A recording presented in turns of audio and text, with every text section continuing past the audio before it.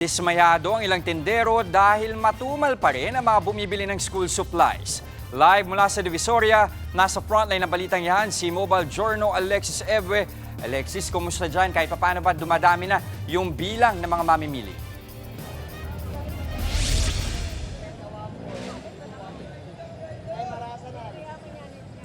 Jester, hindi pa nga ramdam ang inaasahang dagsa ng mga mamimili ng school supplies dito sa Divisoria.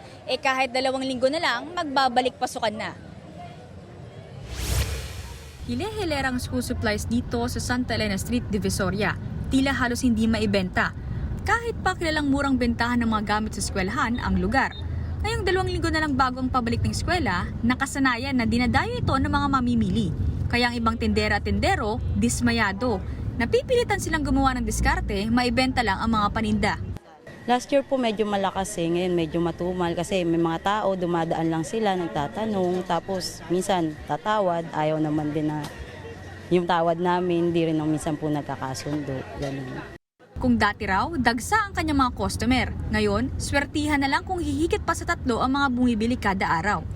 Ang kagawad namang si Jessie Inot mula Zamboanga City, mas piniling dumayo dito para bumilang higit 100 school bags na ipapamigay sa mga bata sa kanilang lugar.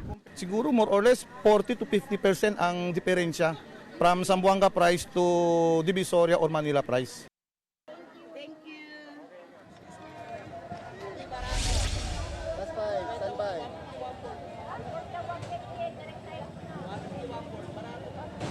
Jester, mag-aalas 6 pasado na, pero nakikita nyo ba ang likuran, dagsa pa yung mga tao. Pero hindi ibig sabihin na ipapunta nga sila dun sa school supplies area.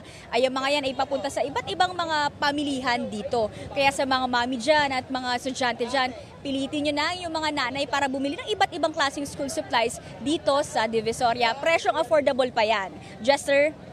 Alexis, may nabanggit man dahilan yung mga tindero dyan sa Divisoria kung bakit sa pakiramdam nila, pakiwari nila. Nito nagdaang 2 weeks na lang, magpapasokan na pero mahina pa rin yung bentahan at inaasahan ba din nila in the next 2 weeks kahit papano dadagsan yung mga mamimili?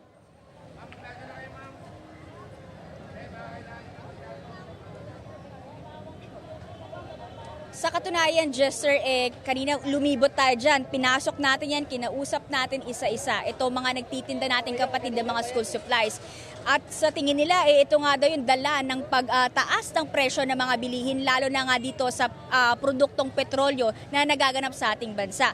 Kaya na rin ay tinanong ko sila kung magtataas ba sila ng kanilang mga presyo. Sinabi nila, itong presyo na to, ito yung nakaraang taon pa. Hindi pa sila nagbabago ngayon ng presyo. Kaya matumal nga yung bentahan nila, meron pa daw nga tumatawad. Kaya hindi nila alam kung paano nga ba nila masususunan itong mga bentahan ngayon dito.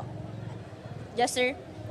Nagulat live mula sa Divisoria. Maraming salamat, Mobile Journal Alexis Ebue.